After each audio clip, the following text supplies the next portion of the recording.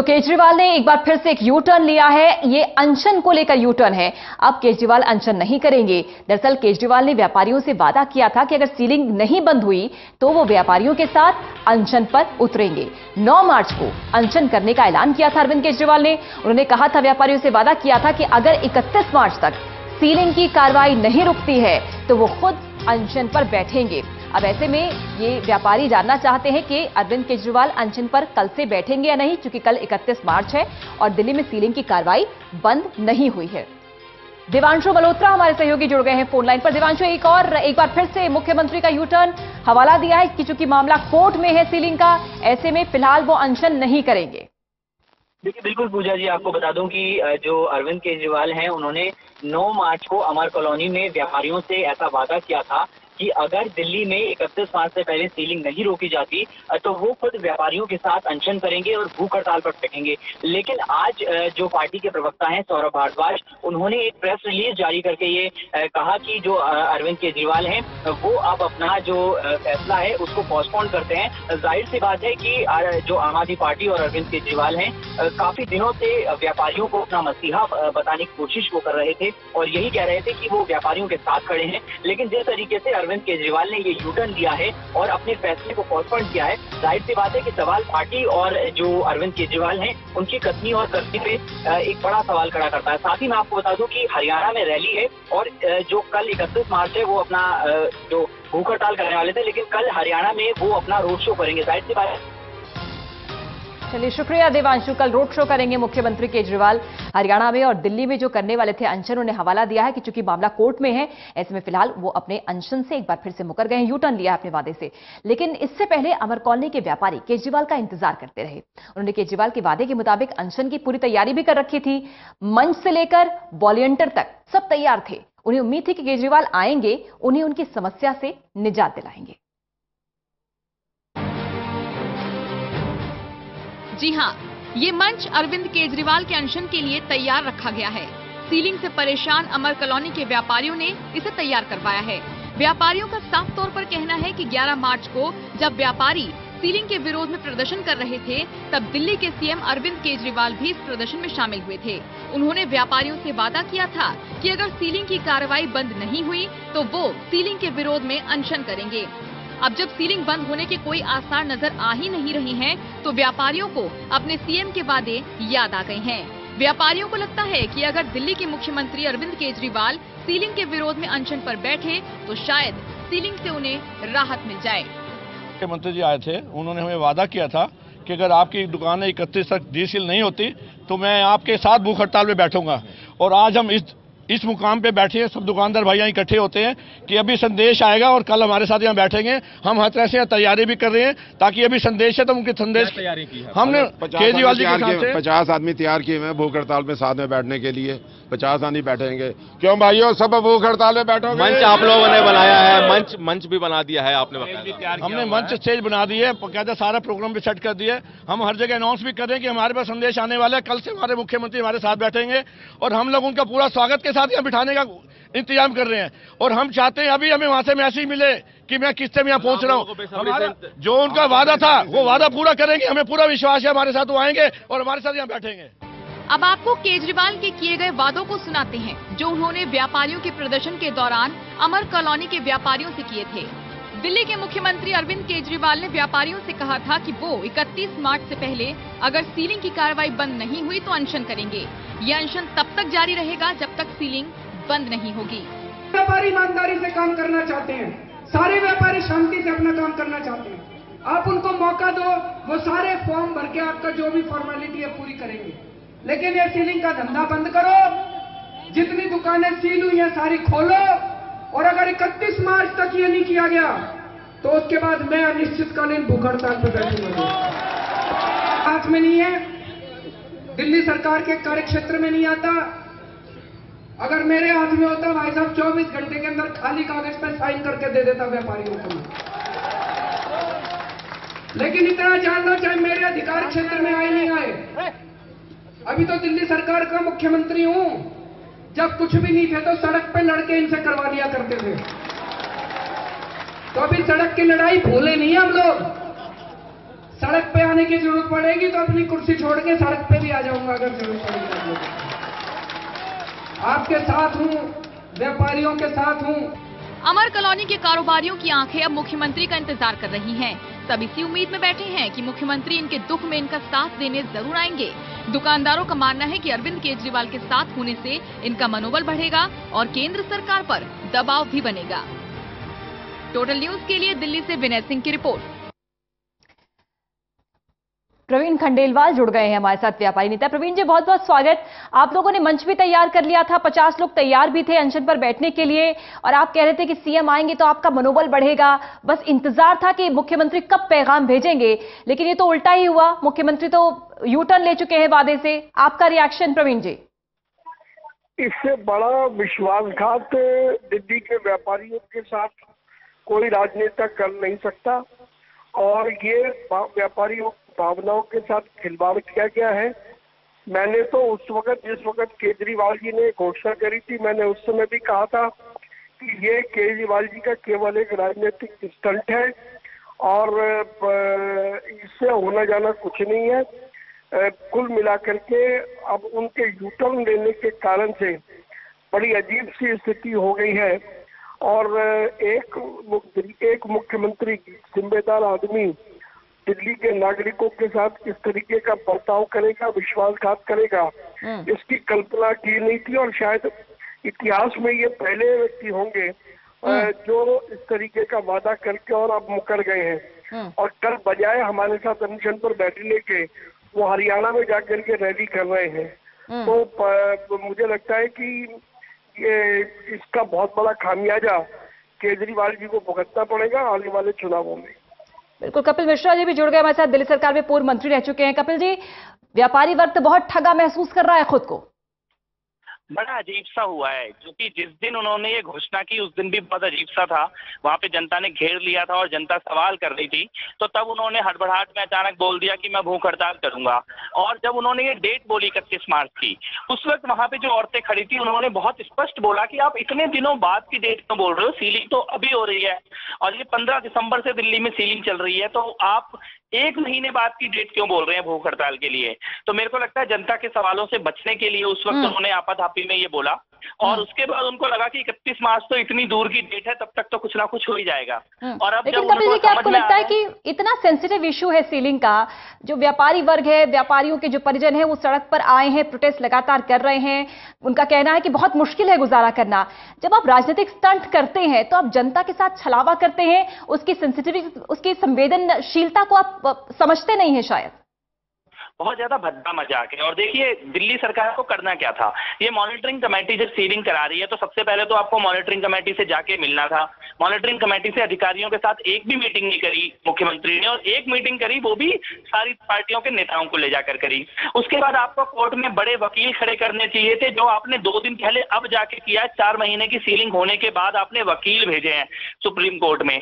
उसके बाद आप जिस कानून की बात कर रहे हैं वो कानून कम से कम दिल्ली की विधानसभा में पास करते हैं। दिल्ली विधानसभा में जेएनयू के मुद्दे पे चर्चा हो रही है, दिल्ली विधानसभा में police and law and order पे चर्चा हो रही है, लेकिन जो सीधे सीधे दिल्ली का ट्रेड का मुद्दा होता है उसके ऊपर दिल्ली विधानसभा में कानून लेकर नहीं आते हैं।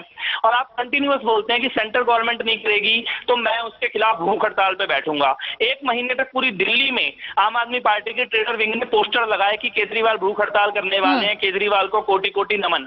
और आज जब भूख हड़ताल का दिन आ गया तो आप बोलते हैं कि मैं भूख हड़ताल नहीं कर रहा, और रीजन आप दे रहे हैं कोर्ट का। कोर्ट में तो मामला पिछले 1 साल से चल रहा है, तो ये केजरीवाल को आज पता लगा है कि कोर्ट में मामला चल रहा है। कांग्रेस नेता हारून यूसुफ जी भी जुड़ गए हैं। हारून जी, आपका बहुत बहुत स्वागत है। दिल्ली का व्यापारी वर्ग बहुत परेशान है सीलिंग के मुद्दे को लेकर। हालांकि कांग्रेस भी लगातार ये कह रही है कि आप लोग भी व्यापारी वर्ग के साथ हैं, लेकिन व्यापारियों को इंतजार था मुख्यमंत्री का कि कल से वो अनशन पर बैठेंगे, लेकिन एक बार फिर से यू टर्न केजरीवाल जी का अपने वादे से। हारून जी, अब तक आवाज पहुंच रही है?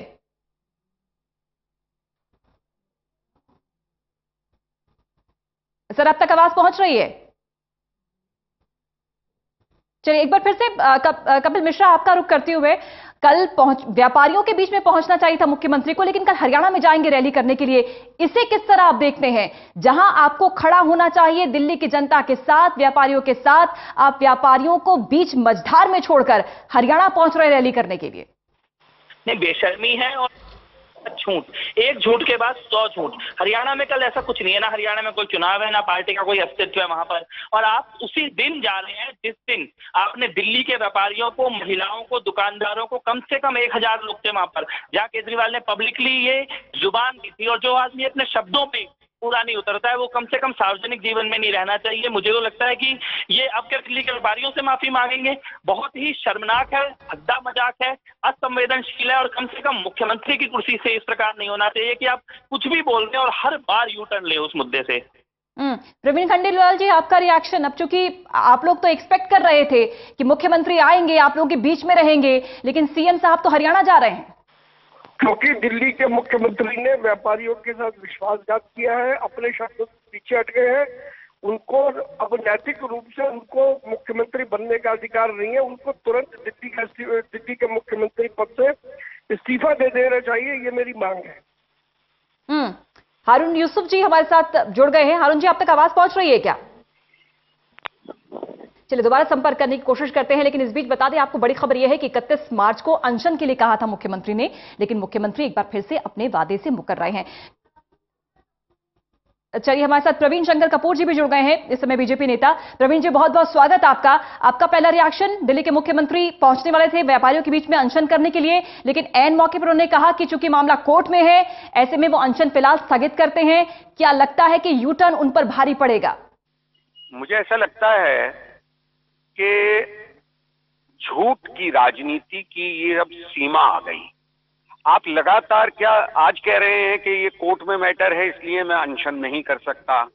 मैं उनको याद दिलाना चाहता हूं कि जिस दिन वो वहां अमर कॉलोनी में वो भावनात्मक खेल खेल रहे थे, उस दिन भी कोर्ट केस था। तो अब पहला काम तो क्या कल सुबह वो दिल्ली के व्यापारियों से क्षमा याचना करेंगे, जैसा आजकल वो एक सीरीज ऑफ क्षमा याचना चला रहे हैं? ठीक, मतलब बेहद बेशर्मी का एक सीमा जो होती है वो इस मुख्यमंत्री ने स्थापित कर दी है।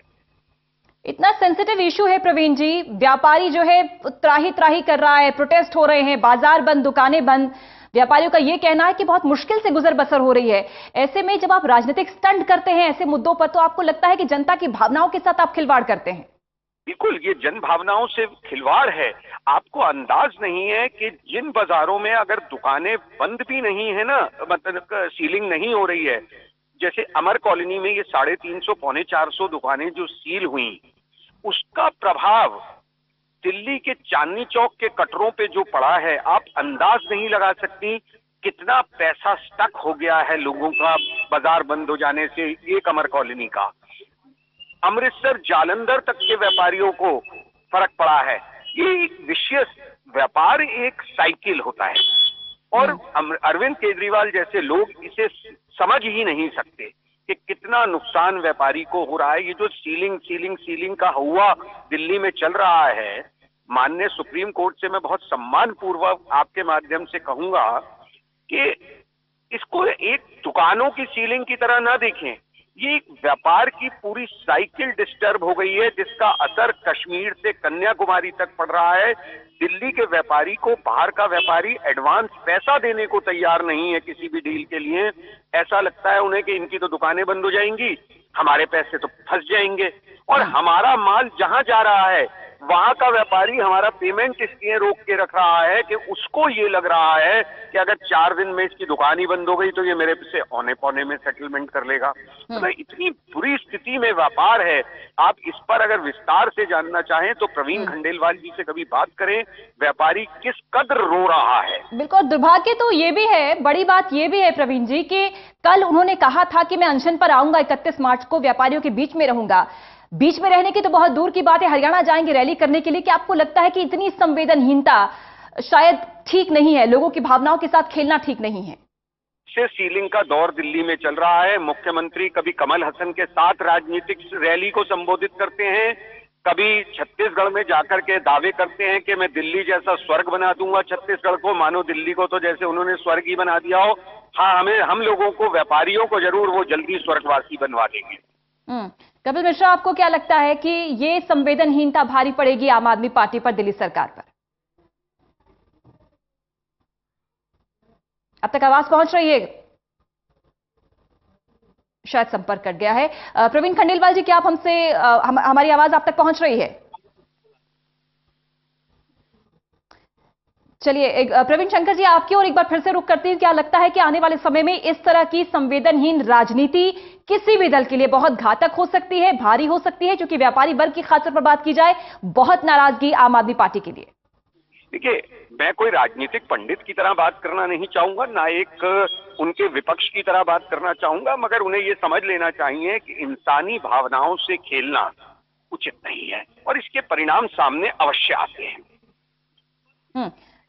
अब आपको लगता है, जबकि यू टर्न ले लिया है अरविंद केजरीवाल ने, ये नाराजगी, ये प्रतिशोध लगातार बढ़ेगा, और क्या आपको लगता है कि अब अगर माफी मांगते भी हैं केजरीवाल तो व्यापारी वर्ग उन्हें माफ कर पाएगा? नहीं, देखिए, व्यापारियों में तो उनकी साख इससे पहले होली के अवसर पर भी डूबी थी, जब उन्होंने ये कहा था कि हमारी पार्टी व्यापारियों के साथ है और हम होली नहीं मनाएंगे, मगर उनके अनेक नेता होली खेलते पाए गए थे। फोटोआं आई थी, टेलीविजन और अखबारों में दिखाई दी थी।